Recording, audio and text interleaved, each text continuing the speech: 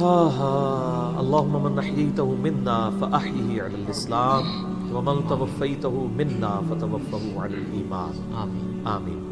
کل نفس ذائقۃ الموت، یہ قرآن حکیم میں کئی دفعہ یہ آیت ریپیٹ ہوئی ہے کہ ہر جان کو موت کا مزہ چکھنا ہے، اور یہ بات بالکل طے ہے کہ ہر شخص کی موت کی جگہ، ٹائم، سیکنڈز تک اللہ تعالیٰ نے ڈیفائن کر دی ہے اس کی تقدیر میں، وہ آگے پیچھے نہیں ہو سکتی، نیور، ناٹ ایٹ آل۔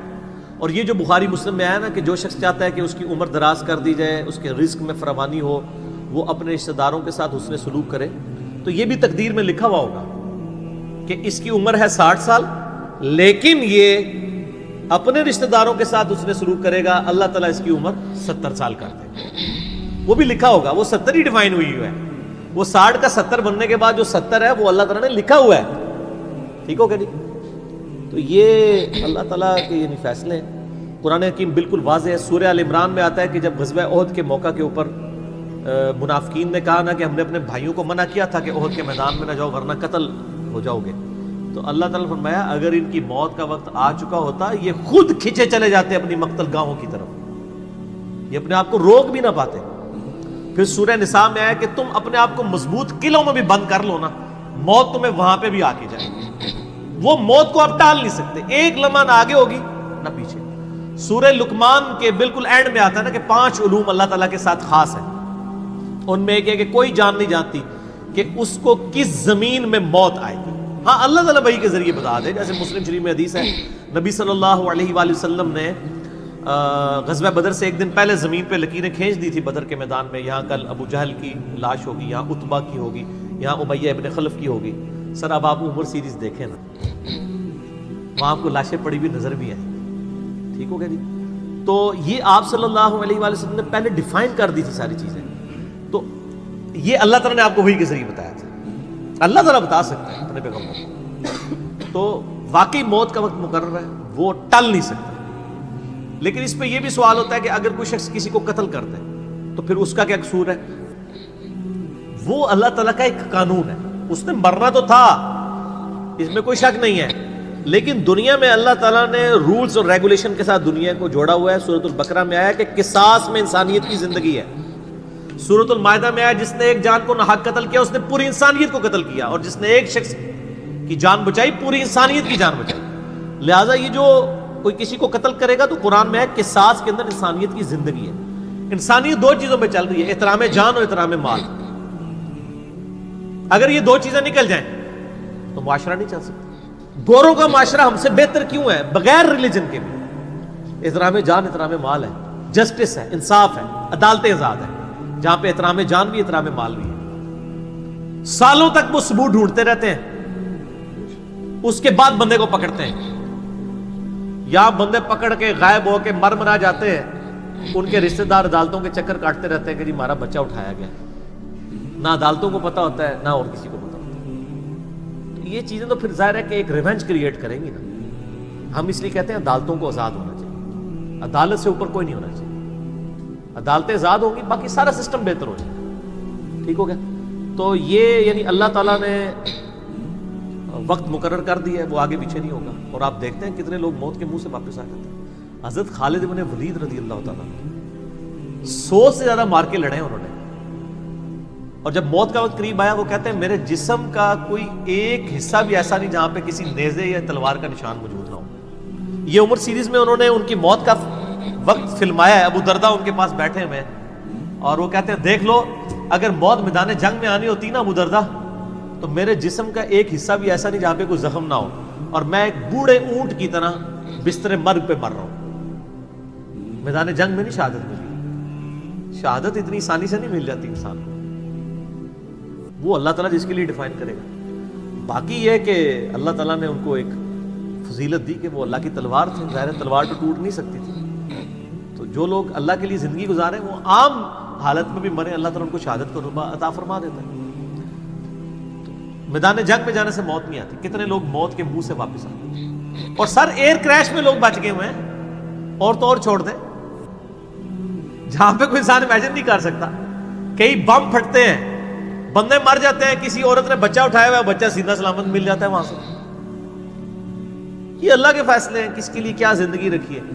وہ اسی لیے کہا جاتا ہے نا کہ مارنے والے سے جو بچانے والا جو ہے نا وہ بڑا ہے. یعنی وہ ویسے تو مارنے والا بھی اللہ ہی ہوتا ہے, لیکن وہ اس حوالے سے کہا جاتا ہے کہ دنیا میں اگر کوئی سمجھتا ہے نا کسی شخص کو مار سکتا ہے تو, اور اگر اللہ نے اس کی موت نہیں لکھی ہوئی تو نہیں ہے. موت انسان کی زندگی کی حفاظت کرتی ہے سر. میری سب سے بڑی محافظ میری موت ہے.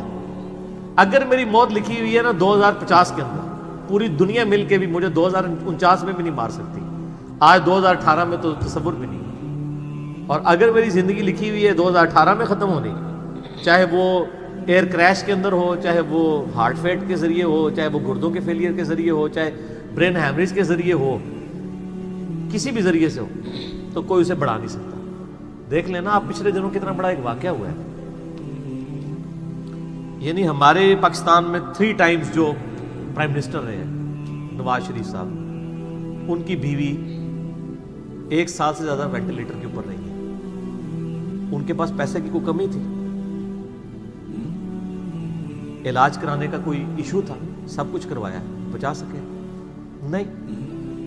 غریب آدمی تو کہتا ہے پیسے ہوتے تھے شاید بچ ہی جاتا. سر جن کے پاس پیسے ہیں وہ بچا کے بتاتے ہیں. موت کا وقت لکھا ہوا ہے سر, کوئی نہیں ٹال سکتا.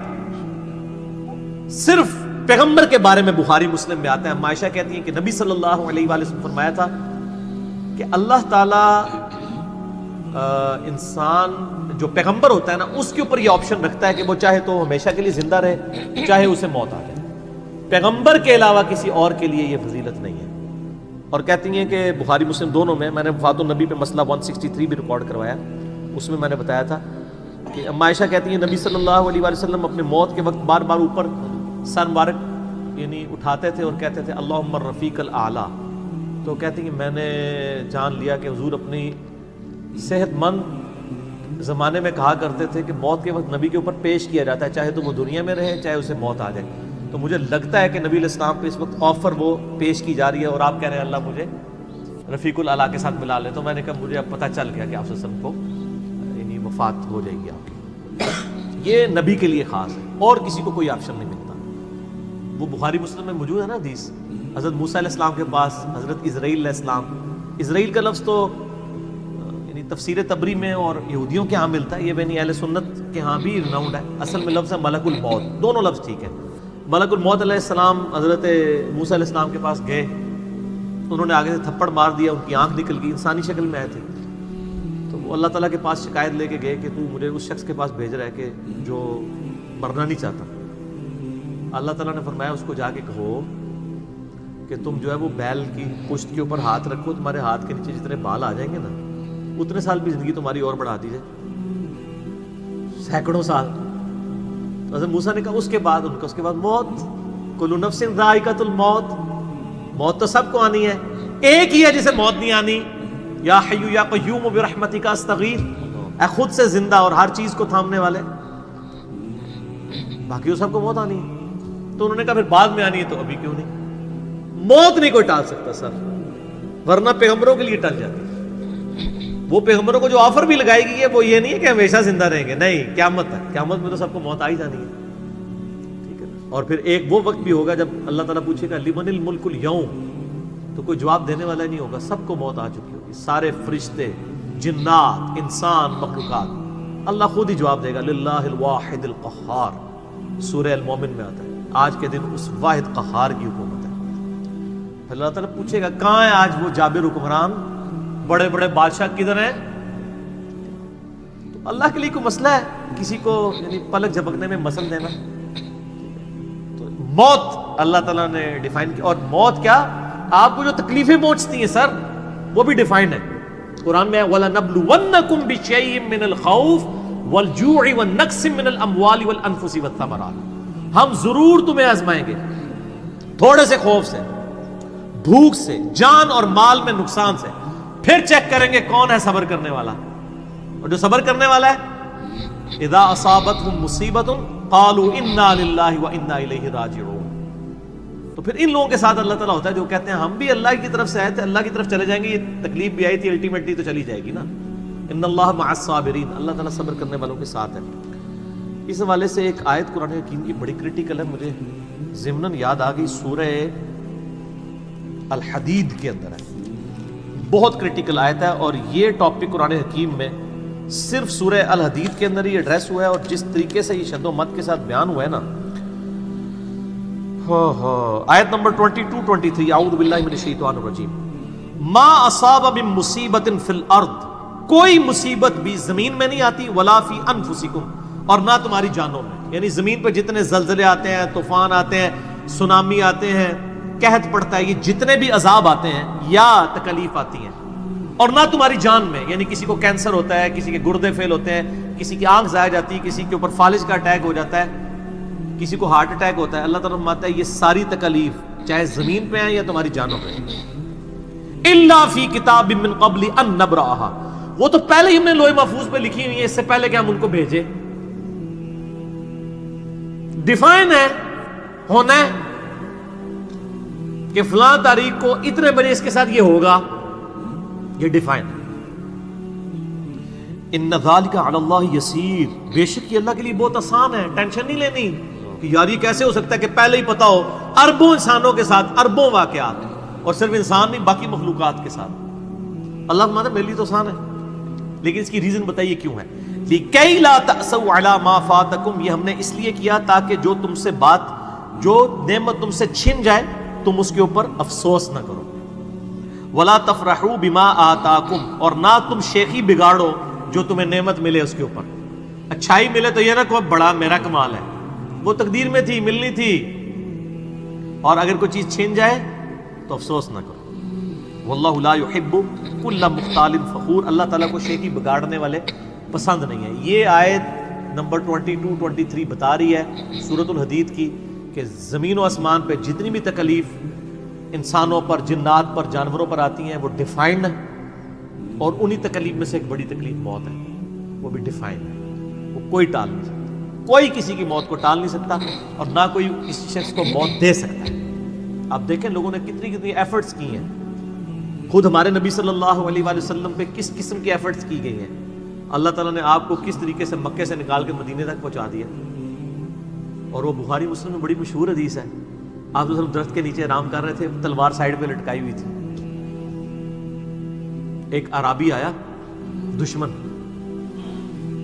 اس نے موقع غنیمت جانا کہ آپ سوئے ہوئے ہیں، اس نے تلوار اٹھائی اور نبی صلی اللہ علیہ وسلم کے یہاں پہ رکھ دی اور کہا محمد آج تجھے میرے ہاتھوں سے کون بچائے گا؟ تو نبی صلی اللہ علیہ وسلم نے کوئی کانفیڈنس لوز نہیں کیا، ان کو پتا تھا هو الذی ارسل رسولہ بالہدی ودین الحق لیظہرہ علی الدین کلہ، اللہ نے اپنے نبی کے پیچھے اللہ ہے، ان کا اللہ بچائے گا، اللہ جب سنا اس کے ہاتھ کانپنے شروع ہو گئے، اس کے ہاتھ سے تلوار ہی گر گئی، نبی علیہ السلام نے وہ تلوار اٹھائی اور کہا اب تجھے میرے ہاتھوں سے کون بچائے گا؟ یہ بخاری مسلم دونوں میں یہ واقعہ، اس نے کہا سنو آپ تو معاف فرمانے والے ہیں، درگزر فرمانے والے ہیں، تو یعنی آپ کے وہ حسن اخلاق سے پھر متاثر ہوا، مسلمان ہو گیا۔ مسئلہ یہ ہے کہ یہ کانفیڈنس آپ کو ہونا چاہیے۔ بخاری مسلم میں حدیث ہے کہ غزوہ حنین کے موقع پر کچھ صحابہ کی زبان سے نکل گیا کہ بدر میں تو 313 تھے، غالب آ گئے تھے، آج تو ہم 12,000 ہیں، کافر تو بڑے تھوڑے ہیں، اور یہ ذکر سورۃ الانفال میں آیا غزوہ حنین کا، یہ فتح مکہ کے بعد بھی ہوئی تھی یہ جنگ، مشرکین عرب سے آخری جنگ قبیلہ حوازن کے خلاف۔ اللہ کا ماتا جب تم نے یہ جملہ بولا نا پھر تمہیں بھاگنے کی جگہ نہیں ملتی تھی، حوازن کے لوگوں نے جب تیر چلائے تو 12,000 میں سے صرف 80 بندے نبی علیہ السلام کے ساتھ رہ گئے، باقی سب بھاگ گئے۔